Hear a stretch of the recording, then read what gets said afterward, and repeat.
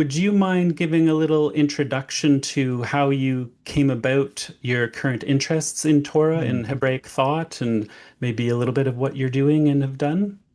Yeah. So I became a Christian when I was 20. I had a radical conversion experience and forced me to go kind of look at everything afresh. I ended up going to seminary, which was unexpected even for me as a fairly new Christian. It was a great seminary experience, got to learn Hebrew and Greek, but I was really interested in the New Testament, like a lot of people are. And then when I graduated from seminary, I became a pastor, which again, I did not expect to happen. And I said, I really focused a lot in seminary on the Greek and the New Testament. I should spend some time in the Old Testament because the more I read the New Testament, the more I realized, like, wow, they rely a lot on the Old Testament. So I said, I'm just going to preach starting in Genesis 1 as a pastor. I'm just going to preach through the Old Testament. 7 years later, I was in Genesis 32, I think. Oh, wow.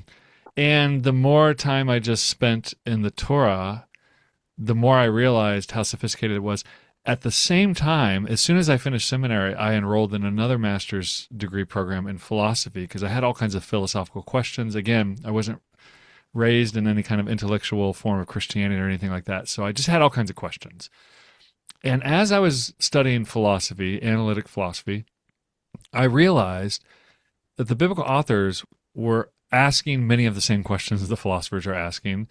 They had very different ways of having philosophical discussions, but they're having that the biblical authors in the Torah, Genesis, Exodus, Leviticus, Numbers, Deuteronomy, are having these very sophisticated conversations about the nature of justice and truth and how we know things with confidence, love, citizenship, etc. What does it mean to be a nation? Political philosophy, and so something flipped over in me. I was like, oh, this is the scripture is not merely revelation, like God teaching us lessons.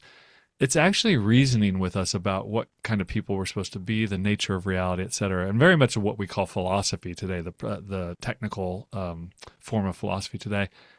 And then once I saw that, I couldn't unsee it, and I saw that the Torah was instructing us on all kinds of things, and then I was really perplexed again because I wasn't raised in Christian culture about how people use the Torah to justify certain positions or ideas.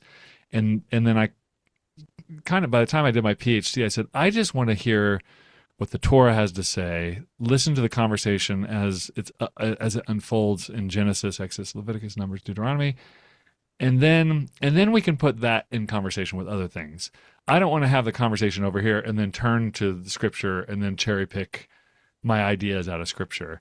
And Right. that's how I developed the idea for the Center for Hebraic Thought, which the whole goal of the Center for Hebraic Thought um, is just to help the church and also non Christians to value the voice of the Torah as an intellectual tradition that has lots of things to say about um, not just morality, but the nature of the political life, the nature of science, of incarceration, all kinds of things that it doesn't talk about directly, but it has pretty coherent beliefs and convictions about that they believe we should have today as well. So that's driven a lot of my research, a lot of my writing has been how do the biblical authors themselves, before we bring in theology and church teaching and opinion and all that kind of stuff, how do they themselves think about the world and conceptualize it? And what can that teach us, whether you're a Christian or a Jew or not?